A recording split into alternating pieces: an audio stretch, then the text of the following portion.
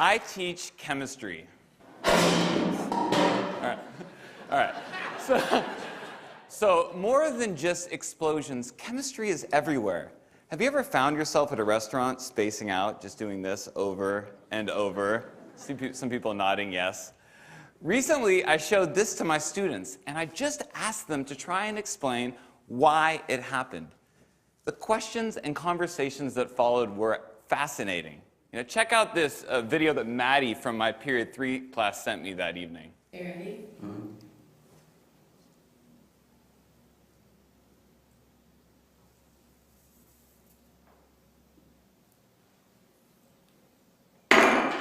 Yeah. Now, obviously, as Maddie's chemistry teacher, I loved that she went home and continued to geek out about this kind of ridiculous demonstration that we did in class. But what fascinated me more is that Maddie's curiosity took her to a new level. If you look inside that beaker, you might see a candle. Maddie's using temperature to extend this phenomena to a new scenario. Questions and curiosity like Maddie's are magnets that draw us towards our teachers, and they transcend all technology or buzzwords in education.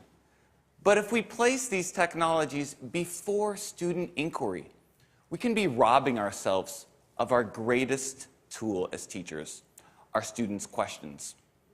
For example, flipping a boring lecture from the classroom to the screen of a mobile device might save instructional time, but if it is the focus of our students' experience, it's the same dehumanizing chatter just wrapped up in fancy clothing. But if instead we have the guts to confuse our students, perplex them, and evoke real questions, through those questions, we as teachers have information that we can use to tailor robust and informed methods of blended instruction. So, 21st century lingo, jargon, mumbo-jumbo aside, the truth is, I've been teaching for 13 years now, and it took a life-threatening situation to snap me out of 10 years of pseudo-teaching and help me realize that student questions are the seeds of real learning, not some scripted curriculum that gave them tidbits of random information.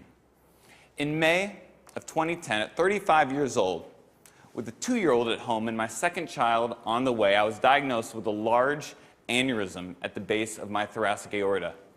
This led to open heart surgery. This is the actual real email from my doctor right there. Now, when I got this, I was, press caps lock, absolutely freaked out, okay? But I found surprising moments of comfort in the confidence that my surgeon embodied. Where did this guy get this confidence, the audacity of it? Right? So when I asked him, he told me 3 things. He said, first, his curiosity drove him to ask hard questions about the procedure, about what worked and what didn't work. Second, he embraced and didn't fear the messy process of trial and error, the inevitable process of trial and error. And third, through intense reflection, he gathered the information that he needed to design and revise the procedure, and then with a steady hand, he saved my life. Now, I absorbed a lot from these words of wisdom, and before I went back into the classroom that fall, I wrote down 3 rules of my own that I bring to my lesson planning still today. Rule number 1, curiosity comes first. Questions can be windows to great instruction, but not the other way around. Rule number 2, embrace the mess. We're all teachers. We know learning is ugly. And just because the scientific method is allocated to page 5 of section 1.2 of chapter 1 of the one that we all skip, okay? Trial and error can still be an informal part of what we do every single day at Sacred Heart Cathedral in room 206. And rule number 3, practice reflection. What we do is important. It deserves our care, but it also deserves our revision. Can we be the surgeons of our classrooms? As if what we are doing one day will save lives. Our students are worth it. And each case is different. All right, sorry.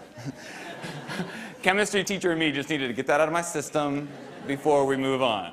So these are my daughters. On the right, you have little Emma Lou, Southern family. And On the left, Riley. Now, Riley's going to be a big girl in a couple weeks here. She's going to be 4 years old. And anyone who knows a 4-year-old knows that they love to ask, why? Yeah, why? I could teach this kid anything because she is curious about everything. We all were at that age. But the challenge is really for Riley's future teachers, the ones she has yet to meet. How will they grow this curiosity? You see, I would argue that Riley is a metaphor for all kids. And I think dropping out of school comes in many different forms. To the senior who's checked out before the year's even begun, or that empty desk in the back of an urban middle school's classroom. But if we as educators leave behind this simple role as disseminators of content and embrace a new paradigm as cultivators of curiosity and inquiry, we just might bring a little bit more meaning to their school day and spark their imagination. Thank you very much.